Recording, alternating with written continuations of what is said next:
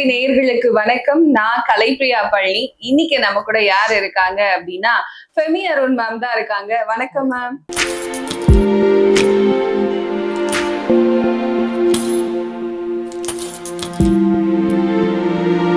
அடுத்ததான் கன்னிராசிக்காரர்களோட வாழ்க்கையில இது தாண்டி ஒரு கஷ்டம் இருக்கவே இருக்காது. இதுதான் நீங்க அனுபவிக்கக்கூடிய கஷ்டத்திலேயே மிகப்பெரிய கஷ்டம் அப்படின்னு சொன்னா என்ன கஷ்டம்?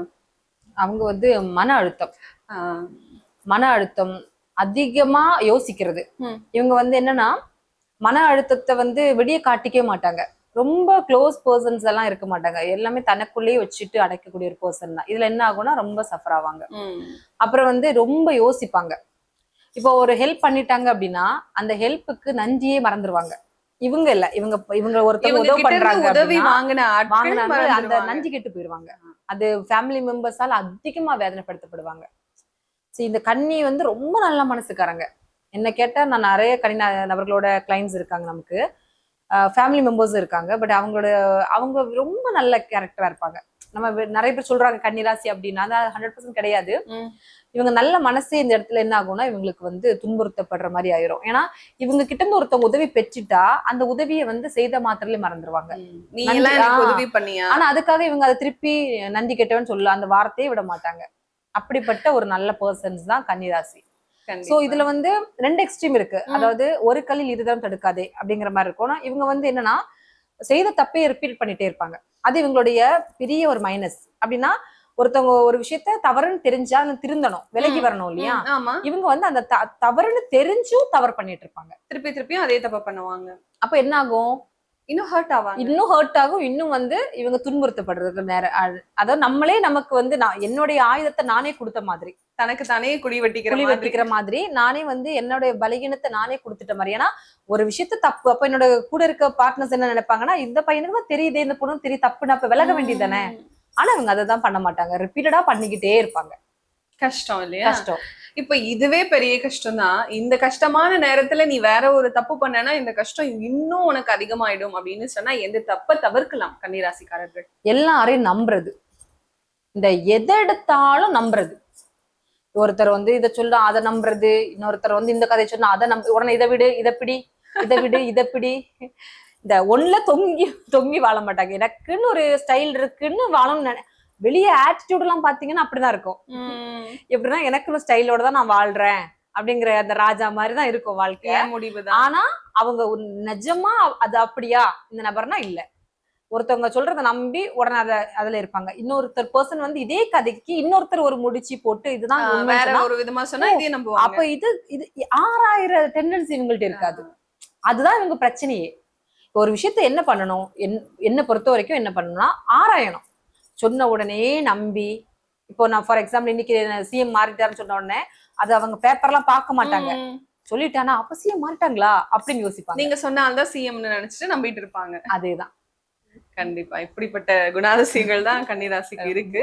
சோ இந்த கஷ்டங்கள் எல்லாம் விலகி ஒரு நிம்மதியான வாழ்க்கை, குழப்பமில்லாத வாழ்க்கை வாழணும்னு சொன்னா கன்னிராசிக்காரர்கள் எந்த கோவில் போலாம், எந்த கடவுள் வழிபாட செய்யலாம்? இவங்க மகாவிஷ்ணுவா முருக பிடிச்சிட்டா இவங்களுக்கு இருக்கக்கூடிய மகாவிஷ்ணு சார்ந்த எந்த கோவில்னாலும் இவங்க போலாம். பட் நான் சொல்லக்கூடிய பரிகாரம் என்னன்னு பாத்தீங்கன்னா இவங்க இந்த மூட நம்பிக்கைகள் இருக்கு இல்லையா, மூட நம்பிக்கைகளை ஒழிச்சு அறிவியலை மேம்படுத்தணும்.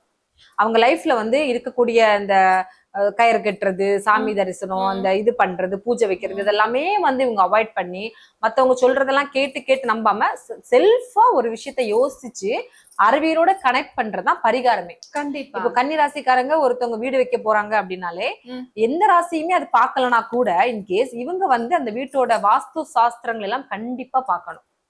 ஏன்னா அதுல சிக்கல்கள் நிறைய ஏற்படும் இந்த கன்னிராசிக்கு. சோ அந்த விஷயங்கள் எல்லாமே கொடுக்கப்படுறது கன்னிராசி தான். கண்டிப்பா மேம். இப்போ கன்னிராசி நேயர்களே, உங்களுக்கு வாழ்க்கையில தடைகள் நிறைய இருக்கும். கண்டிப்பா உங்களுக்கு பிசினஸ்ல தொழில எல்லாம் இருக்கும். தடைகள் விலகணும் அப்படின்னா நீங்க இந்த மூட நம்பிக்கைகளை தவிர்த்து அறிவியலை நிறைய மேம்படுத்த ட்ரை பண்ணீங்கனாலே, அதாவது ஒரு விஷயத்த நீங்க அறிவியலோட அணுகுனாலே உங்களுக்கு அது கால பரிகாரமா கொடுக்கப்பட்டிருக்கு. சோ நீங்க இதை ட்ரை பண்ணுங்க, கண்டிப்பா உங்க லைஃப் பிரகாசமா மாறிடும். ஒவ்வொரு மனுஷனும் தன்னோட வாழ்க்கையில நடக்கிறதெல்லாம் என்ன கஷ்டம், என் வாழ்க்கையில பாரு நான் எவ்வளவு கஷ்டப்படுறேன்னு எனக்கு தான் தெரியும்னு சொல்லுவாங்க. என்னதான் அவங்கவுங்களோட கஷ்டங்களை அதிகமா பேசினாலும் ஒவ்வொருத்தரோட இடத்துல இருந்து பார்க்கும் போதுதான் தெரியும் அவங்கவுங்களுக்கு இருக்கிற கஷ்டங்கள் அதிகமான கஷ்டம். நமது ரொம்ப பரவாயில்லப்பா அப்படின்னு நிம்மதி பெருமூச்சு விடலாம்னு சொல்லிட்டு நிறைய மக்கள் நம்ம ஏன் இவ்வளவு கஷ்டப்படுறோம் அப்படின்னு சொல்லிட்டு யோசிக்கவும் தான் செய்யறாங்க. சோ எனக்கு இந்த அஸ்ட்ராலஜி மூலமா மக்களுக்கு நீங்க படக்கூடிய கஷ்டங்களுக்கு தீர்வு இருக்கு, ஒரு முறையான சரியான முறையில பண்ணீங்கன்னா எல்லாத்துக்குமே தீர்வு இருக்கு அப்படிங்கறத தெரிஞ்சுக்கணும்னு நினைக்கிறேன். சோ ஒவ்வொரு மனுஷனுக்கும் பின்னாடி வர கஷ்டத்துக்கு என்ன காரணமா இருக்கும்னு நினைக்கிறீங்க? கர்மா. இப்போ ஒவ்வொரு மனுஷனும் உலகத்துல பிறக்குறாங்கன்னா ஏதோ ஒரு கர்மாவை சுமந்துதான் வருவாங்க. ஆமா, அது போன ஜென்மத்துல விட்டது, இல்லைன்னா இந்த ஜென்மத்துல அவங்களுக்கு நியூவா கொடுக்கப்படுற விஷயம், கண்டிப்பா இல்லைன்னா பல ஜென்மங்களா அவங்க வந்து கடந்து வரக்கூடிய விஷயத்தை பொறுத்துதான் அவங்களுடைய வாழ்க்கை வந்து இன்னைக்கு நல்ல பாத்துல போகுதா, இல்ல கரெக்டா இருக்குமா, இல்ல ராங் ரூட்ல போகுமாங்கிறதெல்லாம் தீர்மானிக்கும். கண்டிப்பா. சோ எனக்கே சிலவங்க வந்து பாத்தீங்கன்னா, சில கிளைண்ட்ஸ் வந்து நான் எந்த கஷ்டமும் பட்டது, இந்த பாவம் பண்ணதில்ல, எறும்புக்கு கூட துரோகம் நினைக்கல, ஆனா ஏன் வந்து நான் வந்து கஷ்டப்படுறேன் மேடம் நிறைய பேர் கேட்பாங்க. சோ அப்ப அவங்களுக்கு ரீசன் வந்து என்னன்னா, ஒருவேளை அந்த அவங்க ஜாதக கட்டத்துல எபோவ் 40க்கு அப்புறம் தான் அவங்களுக்கு அந்த விடிவு காலம் வரும். இதுக்கு ரீசன் வந்து இந்த ஜென்மத்துல அவங்க பண்ணதில்ல, அது போன ஜென்மம் இல்ல அதுக்கு முந்தின ஜென்மத்துல அவங்க பண்ண விஷயங்கள் தான் முற்பிறவி கர்மா அஃபெக்ட் பண்ணும். அப்ப இந்த விஷயத்த ஒன்ஸ் வந்து தெரிஞ்சுக்கிட்டாங்க அப்படின்னா அதை புரிஞ்சு ஏத்துக்கிட்டா நம்ம வந்து கொஞ்சம் ரிலாக்ஸ் பண்ணிக்கலாம். ஓகே எனக்கு இப்படி இருக்கு, அப்ப இதுல என்ன பண்ண தப்பிச்சு போலாம், அதோட ஒரு வழிகாட்டி தான் ஹாரோஸ்கோப். கண்டிப்பா பெஸ்ட் வந்து அதுதான். இப்ப வேதிக் அஸ்ட்ராலஜி அப்படிங்கறது தான் நான் படிச்சிருக்கேன். சோ அந்த வேதிக் அஸ்ட்ராலஜி எனக்கு புகுட்டின என்ன விஷயம் அப்படின்னு பாத்தீங்கன்னா, என்ன பண்ணா இந்த உலகத்துல இருந்து தப்பிச்சு போலாம், அடுத்த பிறவியே வேண்டாங்கிறது எல்லாருடைய ஆசை ரொம்ப இருக்கும். சம் பர்சன்ஸ் வந்து ஒருவேளை இதுல கிடைக்காதது நான் அடுத்த பிறவில ஏதோ சூசைட் அட்டன் பண்றாங்க. சரி, அவங்களுக்கு புரியாத விஷயம் என்னன்னா, சூசைட் அட்டன் பண்ணாலும் எகெயின் நம்ம இதுலதான் வந்து பிறப்போம். நீ என்ன காரணத்துக்கால நீ வந்து சூசைட் பண்ணியோ நீ நல்லா தப்பிச்சு போயிட மாட்ட, அடுத்த ஜென்மமும் இதுலயேதான் வந்து விழுந்துருவேங்கிறது என்ன பண்ணா தப்பிச்சு போயிடலாம் அப்படின்னா, நம்ம வந்து நிறைய இந்த உலகத்துல இருந்து எல்லாமே கத்துக்கணும். தெரியாத விஷயம் அப்படின்னு இருக்கக்கூடாது, எல்லாம் கத்துக்கிட்டு ஞானம் அடைஞ்சு அந்த ஞானம் வழியா மோட்சம் அடையணும். இதுதான் நமக்கு கொடுக்கப்பட்டிருக்கிற விதி. சோ அப்ப இது எத்தனை பேர் படிப்பாங்க, எத்தனை பேர் தெரிஞ்சுப்பாங்கன்னா, இதுக்கு வந்து ஒரு பெஸ்ட் வே, அந்த பிளாட்ஃபார்மே சூஸ் பண்ணி கொடுக்கப்பட்ட இடமே வந்து அஸ்ட்ராலஜி தான். இந்த கலையை நம்ம வந்து ரசிச்சு எடுத்துக்கிட்டோம் அப்படின்னா உங்களுக்கு கவலை, பெரும் துன்பம், துயரம் இதெல்லாம் உங்க லைஃப்ல அஃபெக்ட் பண்ணாது. இது என்னோட பர்சனல் எக்ஸ்பீரியன்ஸ் கூட அஃபெக்ட் பண்ணவே பண்ணாது. என்ன ரீசன்னா, எல்லாமே நமக்கு தெரிஞ்சிடும்.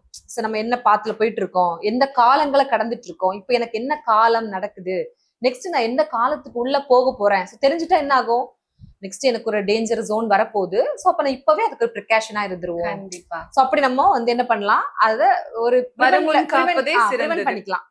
ஒருவேளை எனக்கு தெரியல அப்படின்னு என்ன பண்ண முடியும்னா, இதுல எல்லாருமே இப்போ கோடிக்கணக்கான மக்கள் இருக்கக்கூடிய இடத்துல எல்லாருமே ஒரே மாதிரினா இதுல எல்லா பர்சன் டிஃபரன்ஸ். இதுல ஒரு குறிப்பிட்டு நீங்க பாத்தீங்கன்னா 60% மக்கள் வந்து தமிழ்நாட்டுல இன்னுமே ஹாரோஸ்கோப் பிலீவ் பண்றவங்க இருக்காங்க. கண்டிப்பா. ஆனா என்ன பொறுத்த வரைக்கும் ஹாரோஸ்கோப் வந்து apart from the community religion தான். அதனால அத வந்து மக்கள் உணரணுங்கிறது தான் என்னுடைய ஒரு ரொம்ப பெரிய ஆசையா. கண்டிப்பா மேம்.